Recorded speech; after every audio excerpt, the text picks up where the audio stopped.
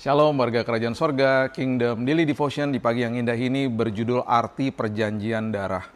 Matius 26 ayat 28. Sebab inilah darahku, darah perjanjian yang ditumpahkan bagi banyak orang untuk pengampunan dosa.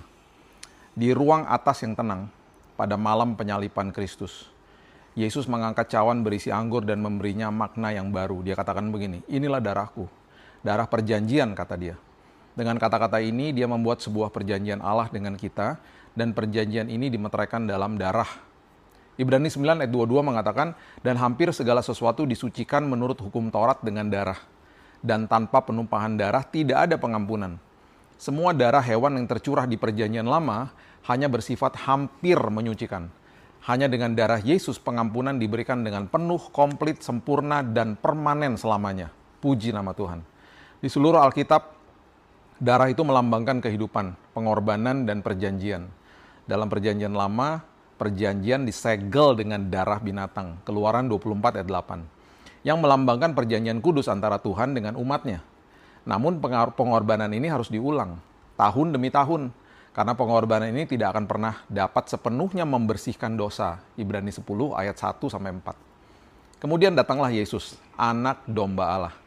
Darahnya bukanlah darah lembu jantan atau kambing, melainkan darah yang mulia yang tanpa dosa.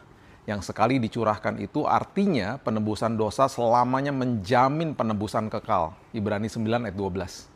Perjanjian Yesus didasarkan pada kasih karunia, bukan pada perbuatan baik kita, tetapi pada iman kita kepada Tuhan. Bukan kepada ritual, tetapi kepada hubungan dengan Dia. Hidup di bawah perjanjian darah Kristus berarti kita hidup di dalam sebuah kepastian. Artinya apa?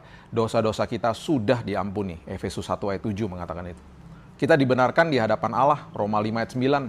Dan kita memiliki akses kekal ke dalam hadiratnya. Ibrani 10 ayat 19-22. Darah Kristus yang tercurah di kayu salib berkuasa untuk menghapus dosa, bukan menutup dosa seperti darah anak domba di perjanjian lama. Menghapus ya, bukan menutup loh. Ya, 1 Petrus 1 ayat 18-19 menegaskan begini, kamu telah ditebus dengan darah Kristus yang mahal.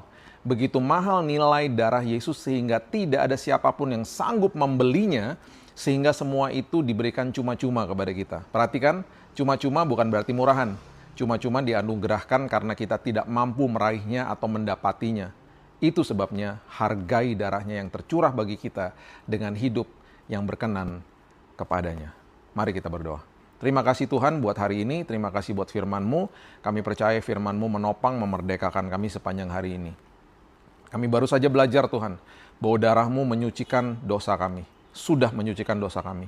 Itu sebabnya kalau kami belum terima Yesus sebagai Juru Selamat, ini kesempatan yang indah di mana hari ini kami menerima Engkau sebagai Juru Selamat atas hidup kami. Dan kami percaya ketika kami menerima Engkau sebagai Juru Selamat, kami atas hidup kami Tuhan. Darah-Mu sudah menyucikan semua dosa kami, membersihkan kami dari semua dosa.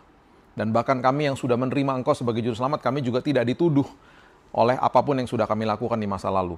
Karena darah-Mu menyucikan, darah-Mu menguduskan, dan hari ini kami di hadapan-Mu Tuhan, kami dilihat kudus, kami dilihat sudah benar, karena memang sudah dibenarkan oleh Kristus Yesus sendiri. Terima kasih ya Tuhan, buat pengorbanan-Mu yang indah, terima kasih buat darah-Mu yang tercurah bagi kami, yang sudah mengampuni dosa kami, dan sudah menyucikan, menghapus dosa kami, sekali untuk selamanya. Terima kasih Bapa yang baik, kami mau menghargai semua pemberian ini dengan hidup taat. Karena kami sudah dikuduskan, kami sudah dilayakkan, kami sudah diberikan kado terindah ini, itu sebabnya kami hidup taat. Kami hidup taat bukan untuk mendapatkan keselamatan, tetapi karena keselamatan sudah diberikan kepada kami.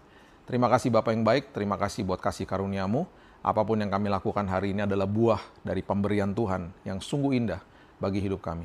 Kami buka dan mulai hari yang baru dengan kasih karunia Tuhan yang menopang hidup kami hari ini dan sampai selama-lamanya.